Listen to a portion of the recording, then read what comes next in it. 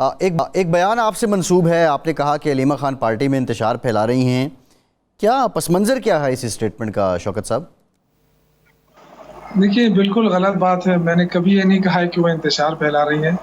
میں نے یہ کہا ہے کہ ہم ان کو ویلکم کرتے ہیں، وہ ہماری محترمہ ہیں، عمران خان صاحب کی بہن ہیں، لیکن ان کے پاس پارٹی کا کوئی عہدہ نہیں ہے. اگر وہ پارٹی کے حوالے سے کوئی فیصلہ کرتی ہیں تو وہ فیصلہ جو ہے اس پر عمل درآمد نہیں ہوگا. میں نے یہ کہا تھا. میرے لیے بہت محترم، میری تو والدہ کی جگہ ہے، وہ بڑی رسپیکٹ دیتا ہوں ان کو. اور یہ جو بات میں خود حیران ہوا کہ اس پہ کئی دو تین چینلوں پہ میں نے دیکھا کہ اس حوالے سے انہوں نے کہا تھا. میں نے کہا کہ اس طرح اگر پارٹی ڈسپلن فالو نہ ہو جائے تو پھر انتشار ہوتا ہے.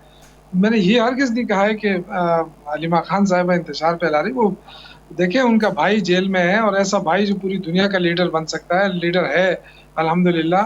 ان کو پریشانی ہے، وہ تکلیف میں ہے، اور وہ ظاہر ہے وہ ادھر ادھر بھاگ دوڑ جو کر رہی ہیں وہ اندر اپنے دل سے کر رہی ہیں، اور وہ صرف پارٹی کے لیے نہیں کر رہی بلکہ ان کا بھائی جیل میں ہے اور وہ اس کے حوالے سے پریشان ہے. تو پریشانی کے عالم میں وہ اگر کوئی ایسی ویسی بات کہہ بھی دیتی ہے تو اس کو برا نہیں ماننا چاہیے، اور نہ مناتے ہیں. یہ جو بات کہی گئی تھی اسپیسیفکلی کہ جو خیبر پختونخوا میں آئی ہے اور امین گنڈاپور کے خلاف آئی ہے، یہ تو میں نے اس وقت کہا تھا کیونکہ میں باہر تھا. میں کل پہنچا ہوں یو کے سے. تو میں نے ان سے کہا کہ میرے علم میں تو یہ نہیں ہے کہ وہ ان کے خلاف انہوں نے کوئی بات کی ہے، لیکن اگر کی بھی ہے تو چونکہ ان کے پاس پارٹی کا عہدہ نہیں ہے تو اس لیے اس کو زیادہ اہمیت نہیں دیتے ہیں ہم.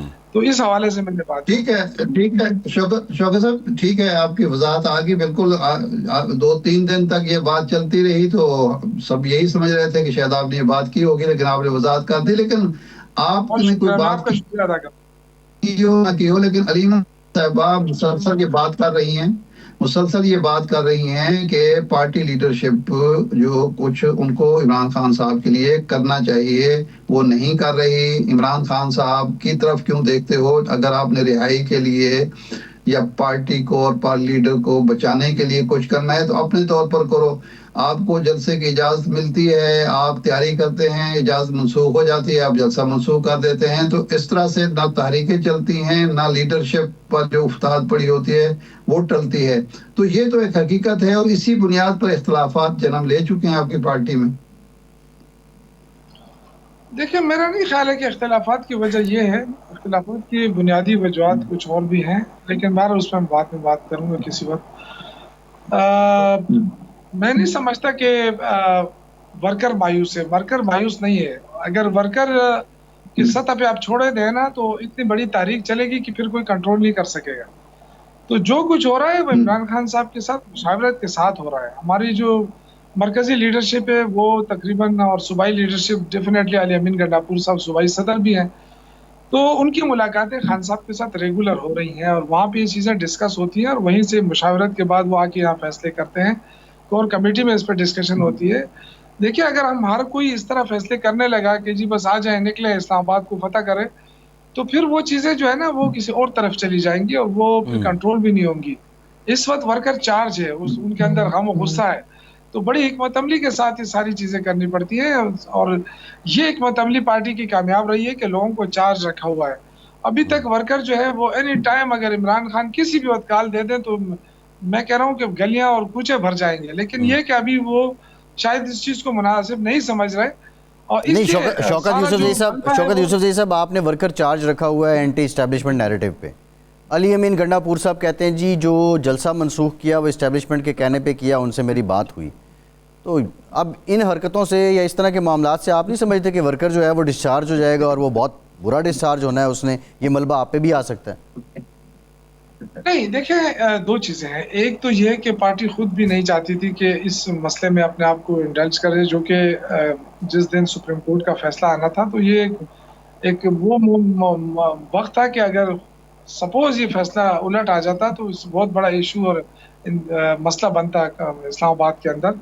اور اس دوران اگر ہمارا جلسہ ہوتا تو سارا ملبہ جو ہے وہ ہمارے ورکروں کے اوپر آتا، اور ایک اور نئے 9 مئی کے واقعات سے ہمارا سامنا ہوتا، پھر پکڑ دکڑ ہوتی، پھر مشکلات کا سامنا ہوتا. تو وہ تو ہم جو چیزیں تھیں اس کو دیکھتے ہوئے، اس کو محسوس کرتے ہوئے پارٹی نے بر وقت فیصلہ کیا، اور اچھا فیصلہ کیا. میں اس کو ویلکم کرتا ہوں، اور میں خود بھی اس چیز پہ قائل نہیں تھے، لیکن جب مجھے احساس ہوا، جب پتہ چلا کہ جی اس طرح کے حالات ہیں، تو میرے خیال سے عمران خان کا یہ विजनरी फैसला था और बर वक्त फैसला था। लेकिन अली अमीन गंडापुर साहब ने सिर्फ वजाहत की है कि उनसे रब्ता किया गया और उन्होंने उसको ये कहा कि मैं ये जलसा मनसूख नहीं कर सकता, ये सिर्फ इमरान खान कर सकता है, ये उन्होंने जवाब दिया। लेकिन देखें, ये तो हुकूमत तो वैसे भी खौफजदा थी, उन्होंने तो कई दफ़ा ऐसा किया कि जलसे की इजाज़त दे देती है, फिर उसके बाद कंटेनर खड़े कर देती है, लोगों को रोकने की कोशिश करती है। तो ये तो हुकूमत का है। हमारे दौर में कितने जलसे जुलूस होते रहे, धरने नहीं, भी हुए, इस्टेब्लिशमेंट के कहने पे यूसुफ जई साहब अगर जलसा मंसूख हुआ, आपने उनकी बात मानी, तो उसके बदले आपने भी तो कोई बात मनवाई होगी, तो मामला किस मकाम पे, किन शराइत पे कैसे तय हुआ? मैं इरशाद साहब, मैं आपको ये कहना चाहता हूँ, देखें, हम पॉलिटिकल पार्टी हैं और हमारे ज़िम्मे एक बहुत बड़ा टास्क है। हमारे लीडर जेल में और बेकसूर जेल में, बहुत सारे और भी हमारे जो लीडर्स हैं वो भी जेलों में हैं, हमारे वर्कर जेलों में हैं। तो ये कोई भी पॉलिटिकल पार्टी होती है, जब वो तहरीक शुरू करती है तो उसकी तैयारी मुकम्मल होती है, उस एक तैयार होकर एक मंसूबे के तहत वो निकलती है कि एक तो तहरीक पुरअमन रहे और दूसरा ये कि तहरीक कामयाब रहे और मुनज़्ज़म रहे।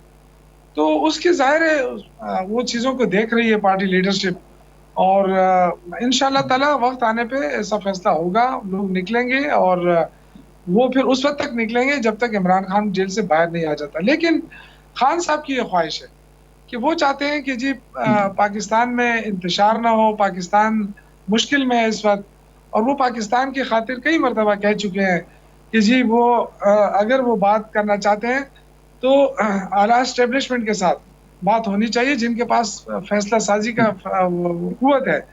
तो वो सिर्फ पाकिस्तान के लिए, उन्होंने अपने लिए कोई बात नहीं की कि मेरे साथ कोई डील करें, डील के लिए वो तैयार नहीं है।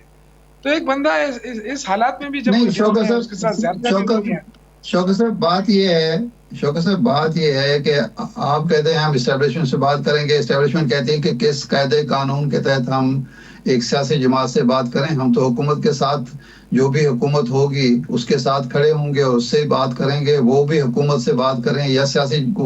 अगर सियासी जमातों से आपकी बात हो जो हुकूमत में हैं और उनमें वो सियासी जमातें भी शामिल हों, मुज़ाकरात का हिस्सा, जिस तरह फजल रहमान साहब हैं जो हुकूमत में नहीं है, तो किसी ना किसी नतीजे पर पहुंचा जा सकता है, डेडलॉक ख़त्म किया जा सकता है और जिससे आप कोई बात मनवाना चाहते हैं उस पर भी दबाव बढ़ाया जा सकता है। लेकिन आप सियासी क़ुव्वतों से कोई बात ही नहीं करना चाहते, तो इस तरह तो ये डेडलॉक जारी रहेगा और जो आप चाहते हैं इंतशार ना हो, इंतशार की तरफ तो मुल्क जा रहा है कि मुल्क में इस्तेकाम नहीं आ रहा।